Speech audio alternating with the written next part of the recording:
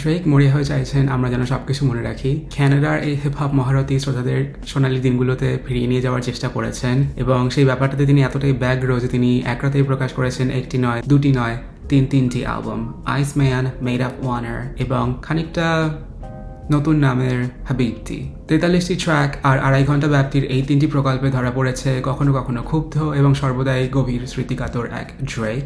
তিনি ফিরে গেছেন ব্লগ যুগের দিনগুলোতে। ফার্ম ফ্রেন্ডস এর কথা মনে পড়ে যায় আমার ব্যাপারটা বলার সময়, এবং যখন সময় ছিল বেশ সহজ সরল এবং যে নারীরা ভেবেছিলেন যে তাদেরকে তিনি ঘৃণা করেন তাদের সবার কাছে তিনি নতুন করে ফিরে এসেছেন নতুন এক অবয়ব নিয়ে।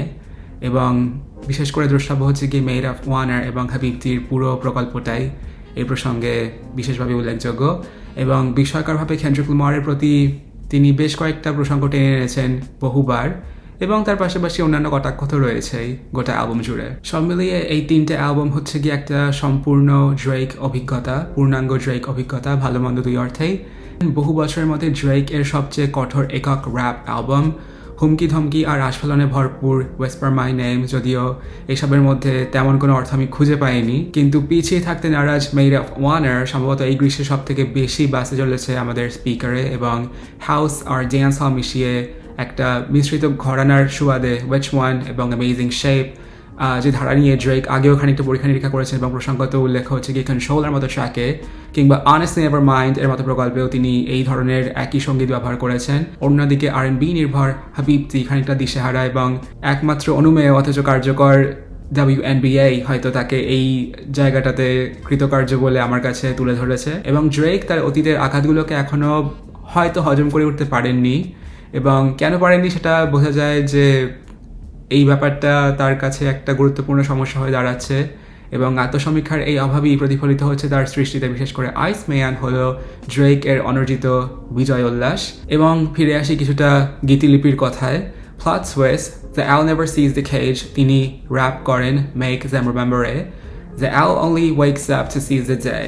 খাঁচায় পেঁচা যেমন বুঝতে পারে না যে সে খাঁচায় রয়েছে, ড্রেক ও খানিকটা সার্বিক আত্মসচেতনতার অভাবে হয়তো ভুগছেন, যেটা থাকলে তিনি হয়তো মেনে নিতেন যে এই ব্যাপারটা স্বীকার করতে যতখানি তিনি রাজি তার চেয়েও ঢের বেশি ক্ষত নিয়েই হয়তো তিনি আমাদের সামনে ঘুরে বেড়াচ্ছেন বারবার। এবং ড্রেক এর দ্বিতীয় মিক্সটেপ 2007 সালের কামব্যাক সিজনে ফিরে গেলে দ্য প্রেজেন্টেশন নামের একটা গান পাওয়া যাবে, যেখানে নিজের চতুর্পংক্তিগুলোকে ব্যাখ্যা করতে গিয়ে তিনি খানিকটা উচ্ছ্বসিত হয়েছিলেন, যেখানে তিনি বলেছেন I'm perfecting my craft using more cess, trying to make some cheese off a single process, get it, craft single cheese process, sit back and admire the talent I possess.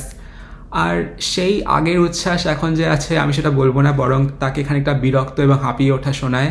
তবুও ড্রেক আজও তার কলমের ভক্ত, অথবা তার লেখকদের কলমের ভক্ত তিনি। এবং ড্রেক সত্যি ইউএমজির উপরে চূড়ান্তভাবে বিতৃষ্ণ, এবং আইসম্যান জুড়ে সে কথা তিনি বলেছেন আমাদেরকে বারবার।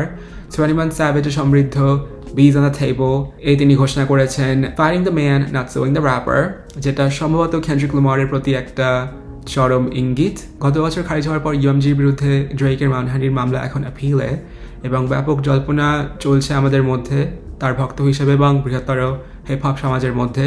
এবং সঙ্গীত সংস্থাটির সঙ্গে দায় চুকিয়ে দিতেই হয়তো এই 3টি অ্যালবাম তিনি একসঙ্গে প্রকাশ করেছেন, এবং সেটা যদি সত্যি হয়ে থাকে তাহলে তা শীঘ্রই জানা যাবে, এবং তার কী প্রভাব পড়তে চলেছে কৃত্রিম বুদ্ধিমত্তা জনিত সঙ্গীত শিল্পীদের এই সমস্ত রেকর্ড লেবেলে চুক্তিবদ্ধ হওয়ার, এবং অন্যান্য ইন্ডিপেন্ডেন্ট রেকর্ড লেবেল এবং অন্যান্য শিল্পীরা যারা কোনো রকম লেবেলের চুক্তির অধীনে নেই তাদের কি ঘটবে, সেই সমস্ত ব্যাপারগুলো আমরা পর্যালোচনা করব ভবিষ্যতে।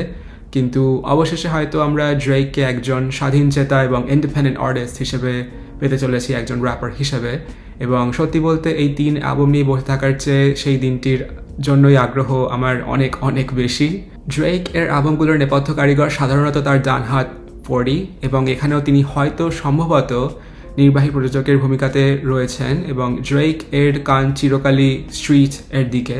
অ্যালবাম জুড়ে তিনি কাজ করেছেন অসংখ্য উঠতি এবং প্রতিষ্ঠিত প্রযোজকদের সঙ্গে। উল্লেখযোগ্যভাবে ড্রেক ডেকে নিয়েছেন বে এরিয়া সাউন্ড আর্কিটেক্ট PLO-কে, যার প্রযোজনায় তৈরি হয়েছে too hard for the radio, এবং ওকল্যান্ডে জন্ম নেওয়া র্যাপার এবং প্রযোজক ওভারকাস্ট ও জায়গা করে নিয়েছেন এই বহু প্রতীক্ষিত আইসম্যান প্রজেক্টে। তার কাজ শোনা যায় মেক দেম পেতে, যেখানে নমুনা হিসেবে ব্যবহৃত হয়েছে সোল শিল্পী ডেনিস উইলিয়ামসের অপার্থিব 1976 সালের ট্র্যাক ফ্রি। এবং সঙ্গীত এবং গানের পরিবেশনা এবং এই গোটা ব্যাপারটার একটা পরিকাঠামো নিয়ে যদি তিনি সত্যি চিন্তিত থাকতেন তাহলে একসঙ্গে 3 অ্যালবামের সমান উপাদান আমাদের হাতে এসে পড়তো না। স্করপিয়নের মতো দ্বৈত অ্যালবাম কিংবা ওয়াল দ্য ডগস এর মতো অ্যালবামের ডিলাক্স সংস্করণ দিয়ে শ্রোতাদের সহ্যের সীমা পরীক্ষার অভ্যাস তার অত্যন্ত পুরনো। শ্রোতার ক্লান্তি নিয়ে ড্রেক কখনোই ভাবেননি এবং তিনি ভাবেন নিজের বক্তব্য পৌঁছে দেওয়া নিয়েই চিন্তিত হওয়া দরকার এবং সেই বক্তব্যটি হলো ড্রেক যা চান যখন যা চান তিনি সেটাই করেন এবং শিল্পজগতের বাধা ধরা নিয়ম চুলোয় যাক। তিনি নিজের সত্যি কথাটা বলতে 3টি প্রকল্প তৈরি করেছেন বটে, কিন্তু সেখানে তিনি কি বলেছেন সেটা অবশ্যই আলোচনা সাপেক্ষ। আইসম্যান তার পৌরুষ জাহিরে মনোযোগী, মেড অফ ওয়ানার এবং হাবিবতি মেয়েদের জন্য তৈরি করা হয়েছে বলে আমার অনুমান এবং নারীদের তিনি জানাতে চান যে ম্যানোস্ফিয়ারে গভীরভাবে জড়িত থাকা সত্ত্বেও মেয়েদের প্রতি ভালোবাসা এবং বৃহত্তর নারী সমাজের প্রতি ভালোবাসা বা নিদেন পক্ষে কামনা কখনো ফুরিয়ে যায়নি এবং নারীদের প্রতি, বিশেষ করে কৃষ্ণাঙ্গ নারীদের প্রতি ড্রেক এর অবজ্ঞা এখনও খানিকটা প্রকাশ্যেই রয়েছে এবং এই জনগোষ্ঠীকে সম্মান জানানোর পদ্ধতি হলো তার 20 বছর আগে জন্মদিনের অনুষ্ঠানে হাজির হওয়া প্রাপ্তবয়স্ক চলচ্চিত্রের তারকাদের নাম আওড়ানো, মেক দেম পে। নারীকে পণ্য করার প্রবণতা তিনি আরও একবার উস্কে দিয়েছেন BBW-তে এবং নাইস ফর হোয়াট এর এটা একটা জঘন্য নকল বলে আমি বলবো, যেটা খানিকটা প্রশ্ন তোলে যে এটা কি অন্তর্ভুক্তির উদাহরণ নাকি প্রতিনিধিত্বের উদাহরণ নাকি নিছকই অবনবীকরণ, এবং উত্তরটা কঠিন মনে হলে সূত্র হিসেবে এই পংক্তিটুকুই রইল, so much as you should be cremated। এবং তার পাশাপাশি ড্রেক এর LeBron জেমসকে এখনও মনে পড়ে এবং এটা আমাদের কাছে ভীষণ ভীষণ স্পষ্ট। আর নিজের কথা প্রমাণ করতে অভিমানী প্রাক্তনের মতো শোনাতেও তার কোনো আপত্তি নেই। LBJ'র ট্যাটু ড্রেক ঢেকে ফেলেছেন এবং বুঝতেই পারছেন যে এই বিচ্ছেদটা ভীষণ গুরুতর একটা ব্যাপার এবং নট লাইক আস এই কেন্ড্রিক যথার্থই বলেছিলেন যে ড্রেক এর অভ্যাসটাই হলো অ্যাটলান্টায় ছুটে যাওয়া, to Atlanta when you need a check balance. এই কথায় ধরা পড়ে সেখানকার শিল্পজগৎ, শিল্পীকুল, এমনকি ভৌগোলিক অবস্থানটুকুও। এবং ড্রেক যেটা করেছেন তার বন্ধু, স্থানীয় শত্রু ফিউচার এবং মালি স্যান্টানাকে নিয়ে এক অ্যাটলান্টা ট্র্যাপ গান তিনি বানিয়েছেন যার নাম রেন টু অ্যাটলান্টা এবং রসিকতাটা এখন তিনি নিজেও খানিকটা ধরে ফেলেছেন বলা চলে। এবং 2024 সাল থেকেই ড্রেক আইসম্যান এর প্রচার চালিয়ে আসছেন এবং অবশেষে সেই মুহূর্তে এসেছে যখন এগোনোর বদলে তিনি গোটা দুনিয়াকে হ্যাচকা টানে ফিরিয়ে দিচ্ছেন তার অন্ধকার, সব থেকে অন্ধকার মুহূর্তগুলোর দিকে এবং কেন্ড্রিক এর সামগ্রিক জয়ের দিকে। Janice STFU তিনি র্যাপ করেছেন Why kids listen to you cause they feel some guilt and that's how your soul gets fulfilled. Handing out turkeys on camera inside your hood, then you go back to the hills. এবং Jay-Z'র প্রসঙ্গে, Jay-Z, the jig is up. Jay-Z'র Swan Cry তে শোনা যায় সেই আবেগঘন নমুনাটি। Bobby Glenn এর 1976 R&B ballad Sound Like a Love Song Drake এই নিয়ে 2 বার ব্যবহার করলেন এবং বছরের পর বছর ধরে জলানেভা বিবাদের পর ড্রেক এর নিশানায় আবার হাভ, কারণ সুপার বোল হাফ টাইম শো প্রযোজনা করে রক নেশন এবং জে-জি সুবিদিতভাবে 2025 সালের আসরের মূল আকর্ষণ হিসেবে বেছে নিয়েছিলেন কেন্ড্রিককে।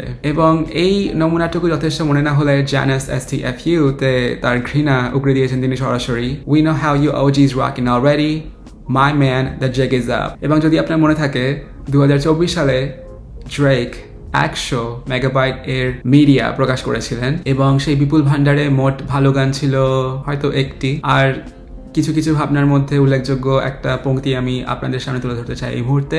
Sometimes I only see myself in my therapist's glasses, but I'm not taking it serious because she's very attractive। আমি জানি না যেটা সোপ্রানোস এর প্রতি কোনো ইঙ্গিত কিনা, কিন্তু আমরা এটাও খানিকটা অনুমান করতে চাই যে আমরা একটা অদ্ভুত লোকের মুখোমুখি হয়েছে কিনা। যাই হোক, ড্রেক যে তার থেরাপির আসরগুলোকে রোম্যান্সের রং দিচ্ছেন সেটা মোটেই শুভ লক্ষণ নয় বলে আমি মনে করি এবং এতেই তার আত্মসমীক্ষার অভাবের ব্যাখ্যা খানিকটা মিলে যায় এবং এই বৃত্তটা হয়তো সম্পূর্ণ হয়ে গিয়েছে ইতিমধ্যেই। কেন্ড্রিক লামার এবং UMG'র প্রতি আক্রমণ তার শেষ আক্রমণ নয়। ড্রেক এর ক্ষোভ উগড়ে পড়েছে বিলবোর্ডের দিকেও, যে প্রসঙ্গে তার উক্তি হলো Damn, and forget a Billboard #1, man, whoop-de-doo, they rigging the game because you fighting the biggest artist। তিনি র্যাপ করেন Make Them Remember It।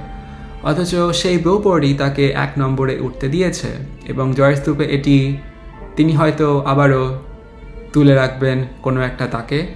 এবং বিভিন্ন লোকের স্মৃতি বিভিন্ন রকম হতে পারে, কিন্তু এই কথাটা বলা অত্যন্ত গুরুত্বপূর্ণ ব্যবস্থার বিরুদ্ধে লড়াই এবং তাকে আপ্যায়ন দুটো একসঙ্গে চলে না।